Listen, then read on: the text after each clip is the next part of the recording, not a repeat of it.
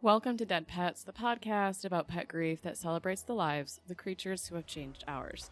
To everyone who has been listening and sharing Dead Pets with your friends, thank you so much. We are growing, and it's really exciting for me to see this project that is so special to me is resonating with other people in the way that I hoped it would. We have a brand new website up at www.deadpetspodcast.com. It's looking really good. And there you can find our episode archives, more information about the podcast, and you can sign up for the upcoming Dead Pets newsletter, which is a place where I will be sharing thoughts and reflections and revelations from all the conversations I get to have with people about their beloved pets, about their lives, and about their deaths.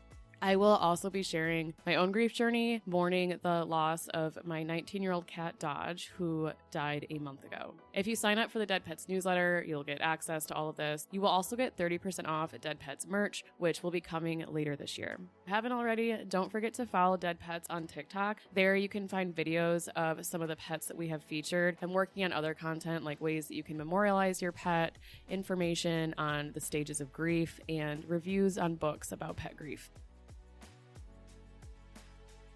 On today's episode, Kate tells us about a very special girl named Zelda.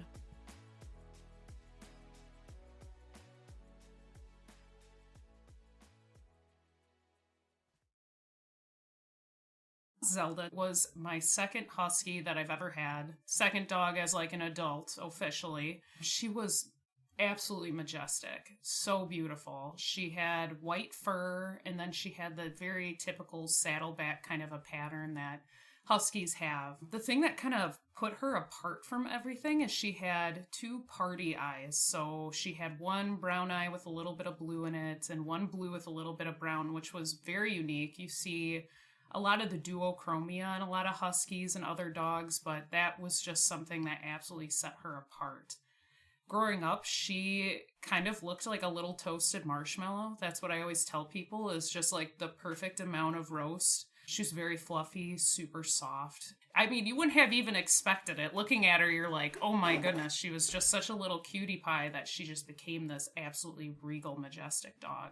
Everybody talked about her, just how beautiful she was. Our first dog, her name is Koji. She's also a husky. She was the first dog I ever got with my now husband. We had been dating for like 2 years, and we were just insane, both like, let's get a dog. And I'm sure a lot of people would be like, it is so crazy for your first dog with somebody to be a Siberian Husky, just because they're so energetic and chaotic, and people always call them like the 2-year-old that bullies you. That's Koji, 1,000%. Super stubborn, has her boundaries. And we just loved it. We were like, this dog is awesome. You know, I'm an avid runner, so I was out with her all the time. About 1.5 years or so into it, we were like, well, let's just get another one. You know, if the landlord is upset about it, we can talk with them. But we had a conversation right away, and the landlord said, yeah, go for it. You know, we trust you guys.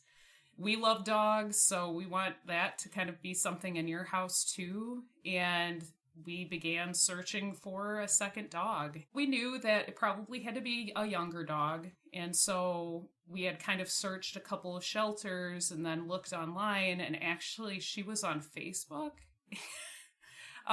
Which is like, it's crazy to think about, but I saw her and I'm like, man, she is so cute. A little fluff ball, just a sweet, gentle girl. She was like 14 weeks, so a little bit older, but still kind of a puppy, that puppy energy and everything. We got all of our stuff together. I was in contact with the person, and we drove out through this beautiful Wisconsin day. It was through the countryside, just not a cloud in the sky. And when we met her, she was like just so nice and so different, just calm, gentle, non-chaotic. I would say the only chaotic thing she did was knocked over a metal chair, and it kind of spooked her a little bit. We signed papers and got her into the car, and she fell asleep just in the back seat. Which, again, I'm like, I'm so used to Koji, how she was just tearing around, didn't want to be in anybody's arms, you know, she wanted to be put down, but Zelda was just super gentle and fell asleep pretty much immediately. When we had gotten Koji, I remember I was like, I cannot tell my parents this. They're going to be so disappointed in me for making this decision. So we just basically didn't tell them for a month. And I remember when I told my mom, she was so upset. She was like, why are you doing this? Like, you guys have not been together so long. What if something happens? All the typical, good parent worries. But then with Zelda, I was like, oh, I got it. I can't hold this off. I got to tell her. And so we pulled over to a gas station and my husband's gassing up. And I call her and I'm like, hey, Mom, how's it going? And she goes, yeah, what are you up to? It's going good here. And I'm like, well, you're going to absolutely hate me for what I'm doing right now. She was like, oh, no. And you could tell she just knew. She's like, you're either going on a trip and not telling me, or you're getting a new dog. What is going on? So I told her, I'm like, yep, it's exactly that. And, the typical parent just kind of disappointed. But then she was curious and tell me more about, who are they? What are they? Are they another husky? And it went really smooth from there on out. I remember when we got her home, we had to introduce them. You, of course, have to do it on very, very neutral territory. I went and got Koji, and my husband had Zelda. We let Koji out, and she scared Zelda so bad that she climbed under the car. And so we were like, oh no. But, once we got her out, it was they smelled each other, and they just became best friends. It was just the sweetest thing, for Koji being this very, I want it my way. I don't like other people all that much. I don't like other dogs sometimes so much. To have that bond, I was like, this is insane. And they went everywhere together. That night it was Koji's traipsing through a room and there's Zelda just kind of following behind her and laying on her. And, we'd be on the couch and it's Zelda is laying on top of Koji and Koji doesn't even care. So it's just really special. The world aligned and it just felt like everything was right in the world. People joke in the husky community that if you have a husky, the best toy you can get them is another husky. And I mean, it was confirmed. I'm like, this is exactly it. She just needed a buddy to kind of open her up. And that was exactly what I think we all needed at the time. I had just graduated from college. So it was in 2017-ish. At the time, it was, people are going to think this is ridiculous, but we had this lower rental and it was 800 square feet. So nothing. I mean, very, very small for two big dogs, but we were just like, this is the best because we spend all our time outside. We were still pretty young. It just was kind of an odd, okay, we're going to do this. We're going to do two dogs. This is going to be our life now. And they pretty much became our whole world. It was just being outdoors, running outside, -20 degrees, or in the summer swimming. It was just a great time to just have lower responsibility. I mean, now it's been a while that that responsibility kind of gains and there's more things that happen. But with that time, it was just very simple. I always tell people, I'm like, maybe this is super bad advice, but you learn so much about your partner with putting them in situations where they have to care for something outside of themselves. With my husband, Zach, watching him be super sweet or being a little stern sometimes with training. Sometimes you gotta be stern. And how we'd partner with, hey, you take care of these responsibilities and I'll make sure that they're exercised and have food. It just was a very, very eye-opening experience. And I don't think we would have had that same bond had it not been for both those dogs. They are just the connecting thread to pretty much every piece of our relationship.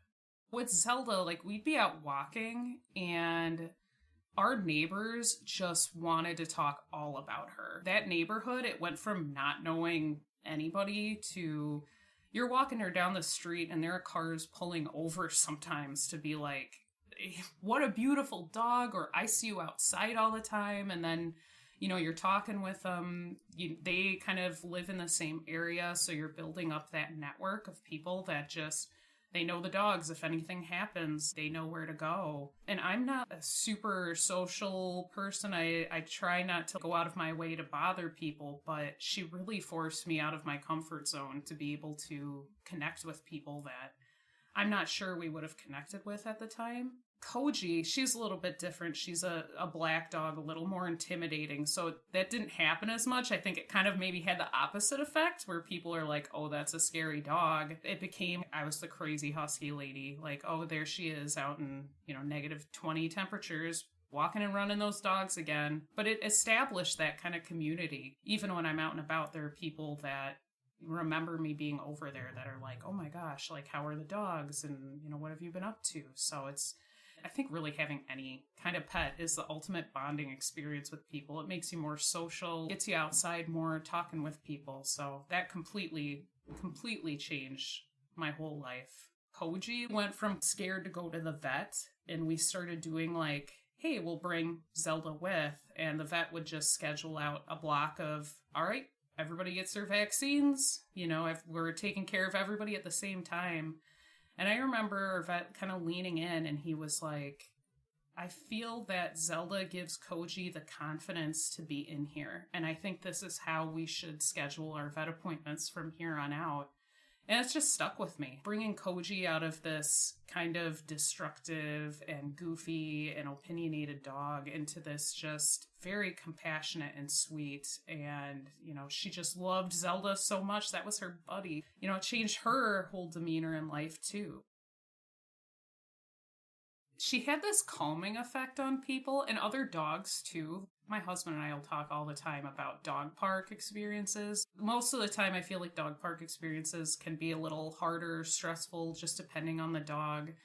But you'd bring Zelda in there, and it was like she lowered the temperature. She'd be running around, and she would have Koji biting her neck, and like, of course, it's WWE match between the two of them sometimes in the dog park, but she'd have 10, 15 dogs following her. They'd all just want to be playing with her. Like, she just was so calm and chill all the time. I just loved it about her. She calmed me down. I mean, she's just got this very, very kind of old world presence. Just, I felt like she had existed before in some other plane.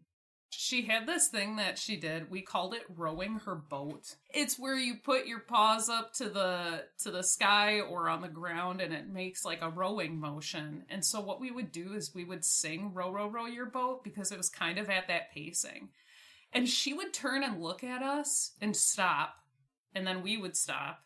And then she would go back to it and we'd continue. And she just had this pattern.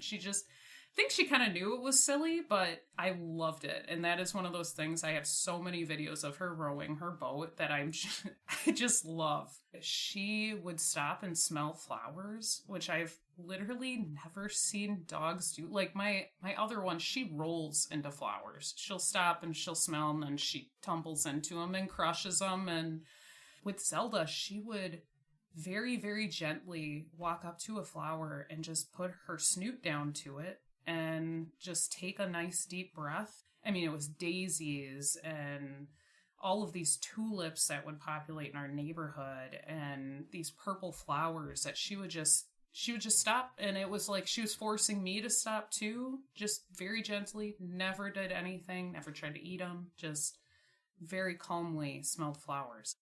I have so many pictures of her, and we have so many pictures of her doing that. She was extremely thoughtful. She was terrified of bridges, so she would get to any kind of a bridge. It could be like a little footbridge, it could be a long bridge, and she would just fall over completely. And she would refuse to go. What's hilarious about this is we kind of lived on an island. I mean, it's not like a tropical island, just like an island. Everywhere to and from is just bridges. And so every single day I'd be trying to leave the island, and I'd have to scoop that 60-pound dog up and run over one way, put her down, then she'd be good. She'd be all set. But she got terrified of them for no reason. It was just like she just did not like to go over. We've always had a theory that maybe it's the sound underneath the bridge, or Could be like the feeling of just being up higher. That was like one of the goofiest traits about her. My younger brother, we always called him Uncle Mark, to her. So she had this very special bond with him. I think that sometimes it's like dogs or cats or any pet, they have like their preferred people that are in their intermediate family, but then I think sometimes they also have a person or two outside that they're like, wow, this person gets me. And my younger brother, Mark, just got her. And we would go for walks all the time. He would come over with my mom and we'd go out. And man, the way that dog, she would drop in front of him and she wouldn't even look at me. She would just look at him and he would scoop her up and have her head on his shoulder.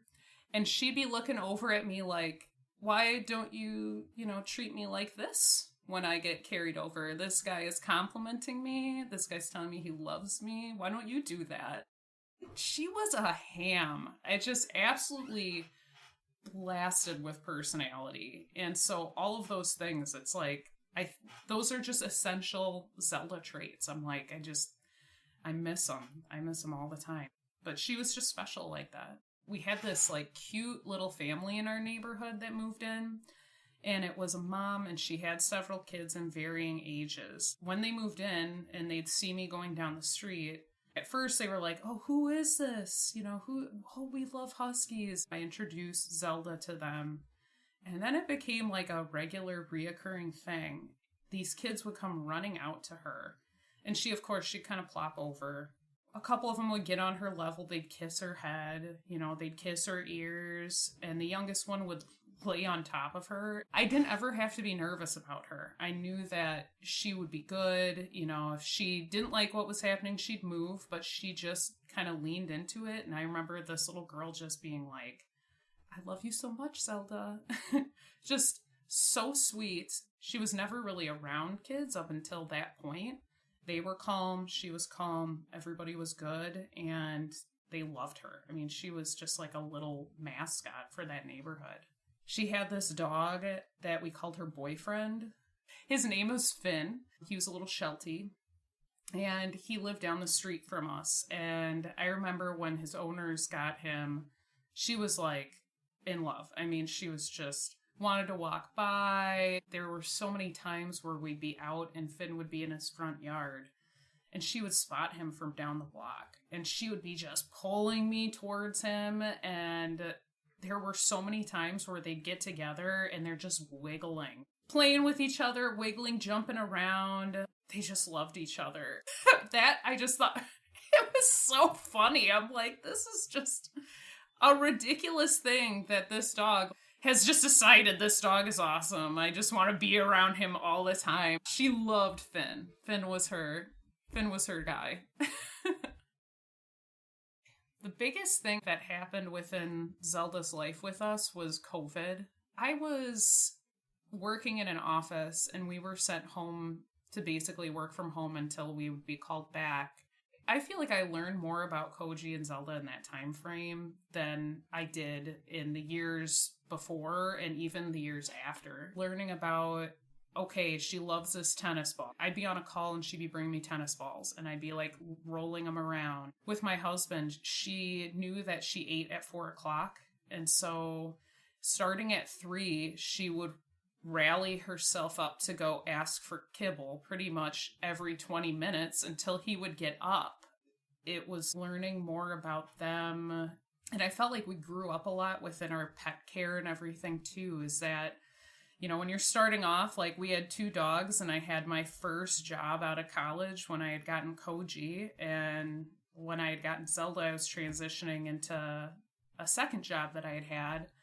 We were learning, okay, we have to save X amount of money and be prepared for this, and this. And so there was a lot of growing up in their care too, of being like, all right, this is what we have to do. This is how we have to budget. This is all the stuff that we need to make sure that they're successful. With Koji, we just kind of jumped into it. And with Zelda, there was a little bit more planning, a little bit more, okay, we've done this, we've seen this. This is what we have to prepare for. She started getting sick in about 2022. and it required a ton of vet care. We were going and doing blood tests pretty much every week, and those blood tests became other tests. And so making sure that we were saving up enough money to be able to afford that. I also was very fortunate growing up that the dogs that we had and the animals that we had lasted well into their old age. I guess I didn't realize, I think sometimes when a pet gets sick, just the emotional, how do I take care of this and how do I take care of myself? There was a lot of growth with that too. Is just how do I manage this very, very traumatic thing that's happening, and how do I manage myself with this too? We had her for about 2 years or so. All of a sudden, she just had stopped eating. And of course, that's when all the alarm bells start going off and, well, are they still snacking? And like, then you're checking all of what's their temperature like? You know, what kind of stuff sounds good to them? How do their gums look? And just something was not sitting right with me. And I think sometimes people are like, well, huskies can be picky with how they eat. And I always like to warn people that, you know, if something isn't right, that it's probably best to call the vet and get them in. I called our vet and I got her in pretty much immediately. And it was during the time of COVID, where I'm sure everybody's familiar with. You drove to your vet, you called them, they came out, they took the dog in or cat in, and then they called you when they were all done. And I remember being in the car and the vet called and she was like, well, she looks good. Like, she's good weight, everything, her color looks good, her stance looks good. There's no really indication that anything is wrong. And I said, for me, I'm around her all the time. Can we run anything additional to kind of see what's going on inside? And she was like, yeah, we'll run a blood test. I'm not super concerned though. They ran a blood test and they sent her home because those blood tests kind of take a few hours. And we get home and she calls and she says, there's something off with this blood work. And she said, I'm not comfortable right now prescribing anything, but I think what we should do is see if there's a change. If you come back in a few days, we test it again, maybe she's eating more, but there's something, her body is fighting something. So I was hand cooking for her, cooking twice a day. I don't cook chicken or turkey or anything, and so that was new for me. I'm like sitting on the floor, cutting up chicken, putting potato, like carrots, literally everything that any kind of site had recommended and that the vet had recommended. And she just was not eating. And I was holding it in my hand. She'd take little bites and then she would just put her head down. They did another few rounds of blood tests. And I remember this vet calling me and I was sitting on the floor and she was like, I cannot solve this. There's something going on. I am not an expert in this. I think you're going to have to try to find help elsewhere. I cried. I remember I was like, I'm in this by myself. There is nobody coming to save us right now. And, we're going to have to get this solved. I have a few friends that have vet kind of care in their previous life. And some people had said I would get a second opinion. I would try to find a vet there that can look at her and test for more things. And we were very lucky enough that there was a vet there that basically took her. And I was like, whatever test needs to get run, let's try it. Let's do it. They checked for tick-borne illness. They checked for leptospirosis. Everything was coming back negative. Then they ran a UTI and like a urinary analysis for it. And she had a UTI, very minor. But she was like, at least this is something we can kind of treat and test. And at this time she had started eating a little bit more and her blood work was kind of going in a better direction. We treated her, we tested her one more time for her blood work, and everything pretty much had returned to normal, which was super weird. Even the vet had said, she's like, well, I'm just gonna say for now, whatever she was fighting, she was able to get over it. what you guys need to do is monitor and let me know if anything changes. We were like, well, if something happened, obviously her body fought it. We had good Zelda for another year and a half-ish or 2 years, and she kind of was normal, and she'd have moments where she'd be a little tired, but nothing kind of concerning. And then in February of 2022, she stopped eating again. I panicked. I'm like, right away, she's not eating.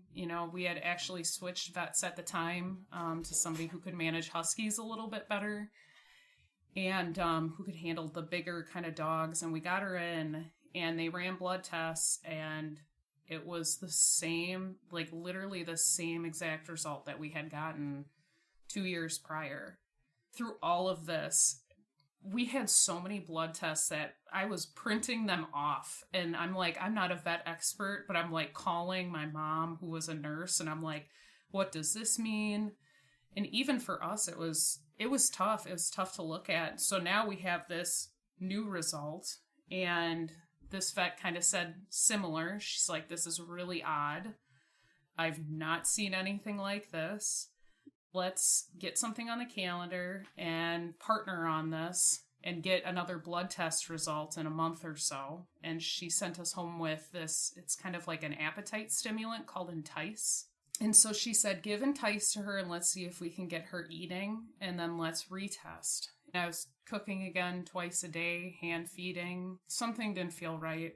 She'd have days where she'd feel a little better and she'd eat some, and then other days where she was kind of picking at food a little bit here and there. She was kind of I don't want to say she was overweight, but she was a little, I think after the first round, I'm like, we got to beef this girl up a little bit. She'd have tired moments. I'd be in contact with the vet, just letting him know, yep, she ate a little bit today. But then it was March 20th, and I remember it very distinctly because it was 3 days before my birthday. I took Koji out for a run. I was mostly just trying to walk Zelda, and if she wanted to run, then we'd do a little bit here and there. But I took Koji out and came back. It was super sunny out, just a perfect day. And I looked over at Zelda. She was walking to the door, and she was yellow. And it's easier to tell with a little white dog kind of when that's happening. And of course, you Google, and the first thing that pops up is liver failure or kidney failure. I called the emergency vet, and I let them know what was going on. They got us in. And when she walked in, it felt almost like the first time that we had brought her in for this. But they looked at her and they're like, she's a healthy weight. Her heart sounds good. Everything looks good. But there's obviously something happening. They sat in the room with us and we were all talking, and they said, what our advice is to get her in at your current vet tomorrow, have them run blood tests, and then they can refer to us with those blood tests. I remember asking, I'm like, should I leave her here? Where is she going to be the safest? And they basically had said, if you sit here and wait for us to do a blood test, it could be all day. You should make sure she's comfortable at home. That day, we went actually through Starbucks to get her a puppuccino because she always loved that. I remember taking this picture of her that day, and she's just sitting in the sun, and she just looks so tired. And she ate some of it, but she just was not interested. I have a tendency to kind of jump to the worst possible thing that can be happening, and I was trying my best just to cling on to the little bit of hope of well, maybe she'll rally, or they say that she's good. And the next day she got in, they did blood tests, and our vet had said, what I think that we should put her on is an antibiotic and a steroid. Oh, okay. Well, now we're treating something. Hopefully that will make her feel better. We got home, and at this time, she was kind of tired, and so I had kind of picked her up outside after giving her medicine and let her go potty. And then I remember we had this back porch. I scooped her up and I put her on the back porch with me, and she just kind of laid into me, and we just kind of sat there for a bit. And I just remember being with the universe, don't take this dog. If anything's going to happen, like, I don't think I could live without this dog. I got inside and I'm just like, I got to cling to the little bit of hope that I have that this medicine's going to make her feel better. She'll be hopefully even better tomorrow. I went to bed that night and got up the next day, and she was under the bed. She liked to sleep next to me, and so it was kind of odd that she was just under the bed, hanging out there. I called her name, and she kind of moved her head, kind of came out a little bit, but she was just so tired. She was barely moving, and I was like, something is not right, but she's on medication. She should be all good. And I gave her her next round, and I scooped her up, and I put her by my husband, and I said, I have to go to work. Please text me to update me on what goes on with her today. I feel like something is not right. And so I got my car, I got to work. Again, it was the day before my birthday, so I brought in snacks. I put them all down in my cubicle. I was there for 2 minutes, and my phone rang. My husband was like, Kate, she's not responsive. She's breathing, but I think we need to get her in right now. I literally put everything down. I ran to my boss. I'm like, I have to go. I can't explain what's happening. And I got in the car, drove there. It was pouring rain. Basically, he got Zelda in. They took her back, brought out a cart and wheeled her back, and she just was not responding to anything. They took us to a room, and we sat there. I distinctly remember looking at the floor, and it was this kind of gravel design, and it was moving. And I remember just being like, I am so distraught right now and tired, and I don't know, is this trauma going on in my brain or what is going on? But the vet walked in, and this emergency vet had said, this is not looking good at all. I'm very sorry to say, but I think what we need to do is a blood transfusion and then some kind of exploratory surgery. He says, it's going to cost about anywhere from $6,000 to $8,000, and that's just for these procedures. I'm going to let you guys kind of decide what you want to do. I called my mom, of course, right away.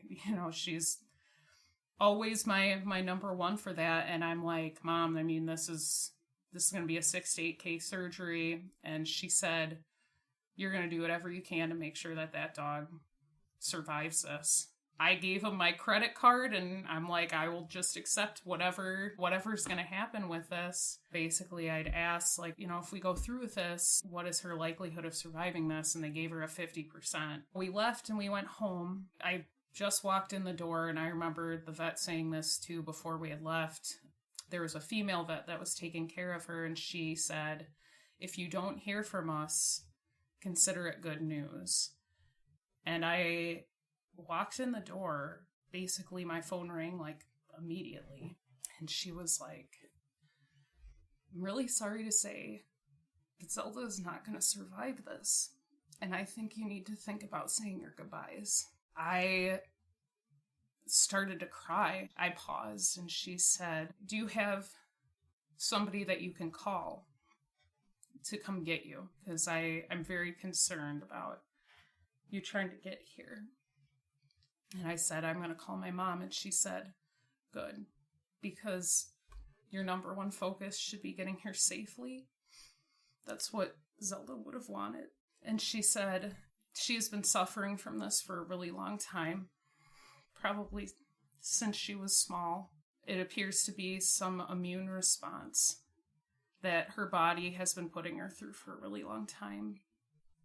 So don't feel like you could have done anything differently. You did everything within your power. Just remember that when you're trying to get here, okay?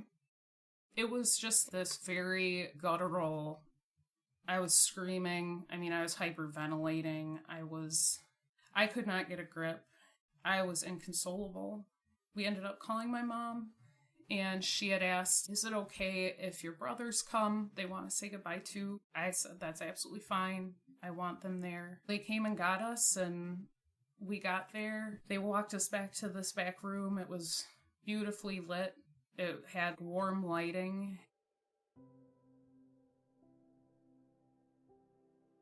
We kind of sat around and told stories about her, and we all kind of stood around her, and we all put our hands on her. The vet came in. I got down on Zelda's level, and I said, Zelda, there's going to be a bridge where you're heading, and I hope you know that it's okay. If you're too scared to go over, you can wait for me there. I'll be there as soon as I can, but just know that I love you so much, and that I'll always be thinking about you. We all just held her, and she passed on.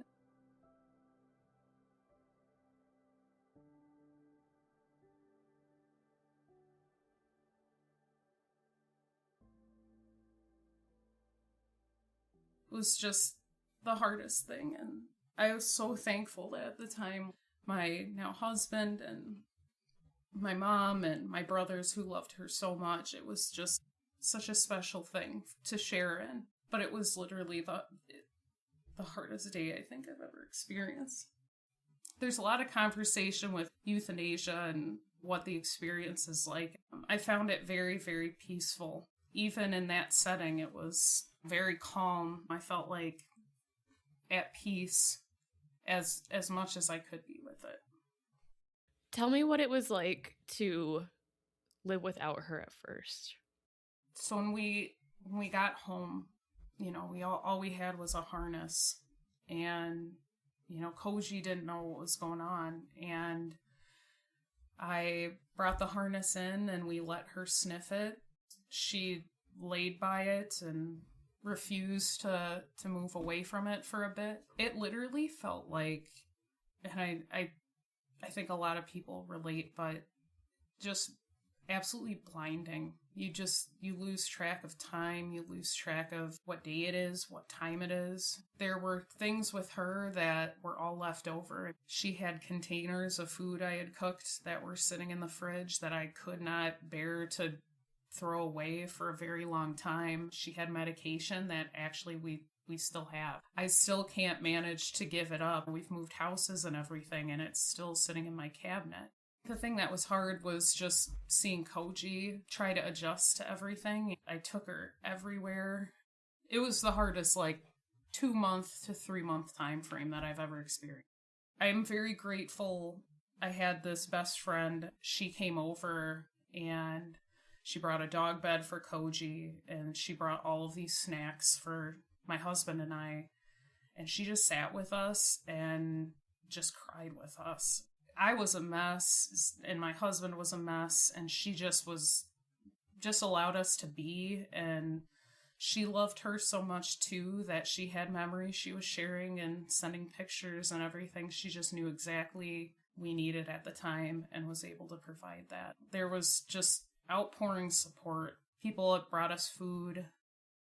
When we got that 6 to 8K quote, we started a GoFundMe to be able to help with paying an offset. I posted it and people were donating, and then she passed away and people were like, well, how about you flip it to take care of her cremation and things like that. I was trying to think what could be the biggest impact, because Zelda was such a huge force. What could be something we could do in her memory and her honor? We actually found this humane society nearby that you can donate a tree in their honor, and they put a plaque out.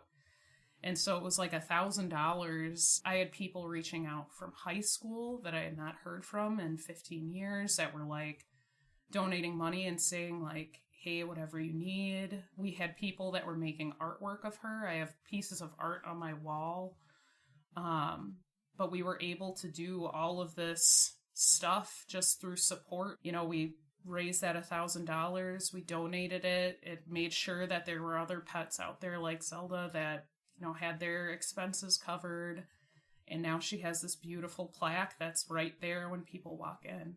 And we put a quote on it that just said, "We would always choose you." Everybody, when I think they get a pet, they're like, "I'm going to have you for 19 years. Or if you had every piece of information, knowing that Zelda would have had this immune disorder, knowing that we'd have to go through all of this. Would we do it again? And I can't foresee a timeline where we wouldn't. When you think of her now, what do you think of? What first comes to your mind when you think of Zelda? I feel like she's made me a better grief person. When you experience a loss, I think you become a lot more gentle to other people going through the same experience. And I just think of how gentle she was with other people and other animals, and I feel like that comes off when I'm kind of helping somebody out that has dealt with an extreme grief instance. I think gentleness, compassion, a lot of the cases with her.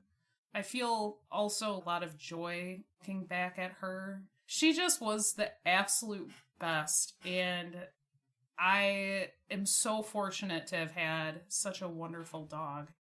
Where else does she live on around you guys? We planted lupine in the front of our house. The reason for that is a couple of reasons, but her boyfriend Finn, in front of his house, every year they had lupine that came back. And so that would be her next step, is she would say hi to Finn, and then she would check out the lupine. And I know lupine is like very toxic. She never ate it. She never licked it. She just would always kind of take a second and look at it. There is this wonderful thanatologist. Her name is Colin Perry, and she studies all of this, like basically connections with planting flowers and grief, and how there's symbolism in like what flowers you choose and how important it is to have something to like care for and take care of once you've lost something. Lupine, I didn't realize they are hugely symbolic of resilience. Zelda being rallying, coming back, and having the life that she lived, I would describe her as super resilient, just given the circumstances. The lupine also, they thrive in soil that sometimes isn't optimal, and they enrich the environments that they're in. I needed to have lupine. It was like that week, I'm like, I have to find lupine to put somewhere at our new house. And so my mom and I found this lupine, and every year it dies, but it comes back and it's bigger and it's more beautiful. And it is just like the best representation of her living on. I look at it every single summer day. I'm like, this is just the coolest representation of her.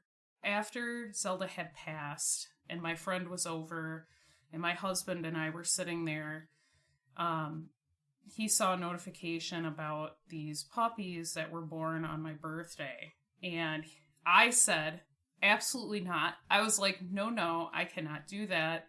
I ideally, like, I'm like, in 3 years, we'll adopt a dog that's 8 years old and she'll be Zelda's age and we'll care for that.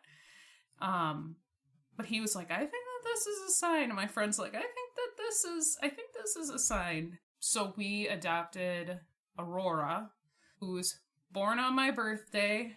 You know, she feels like almost the most clear representation of Zelda kind of carrying on, is that she's not like Zelda at all. She's precocious and rambunctious and goofy, but she is also very much like her in that she's sweet and she is a little snuggle bug, and she's very kind in how she acts towards people. And I think people get nervous about, oh, is this dog going to replace my dog? And I'm like, no, but you will get the dog that you need. You might not get the dog you want, but you will get the dog or animal that you need. And that's how their legacy carries on, is loving more animals and getting to know more people and being able to talk about them with people. If we do get to meet our pets on that rainbow bridge and you get to see Zelda again, what is the first thing that you will say to her? I feel like I'm gonna have a lot to say to her. I miss her every day, and I'd probably say, I know you were only a part of our lives for a very short period of time, but just know I spent the rest of mine loving you just as much, that I can't wait to spend the rest of forever with you.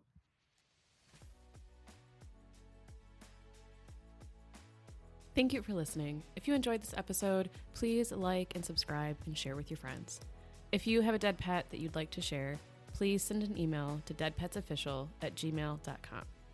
Dead Pets is a Wild Media Industries production. It is written and hosted by me, Elise Wild. Until one has loved an animal, a part of one's soul remains unawakened. Anatola France.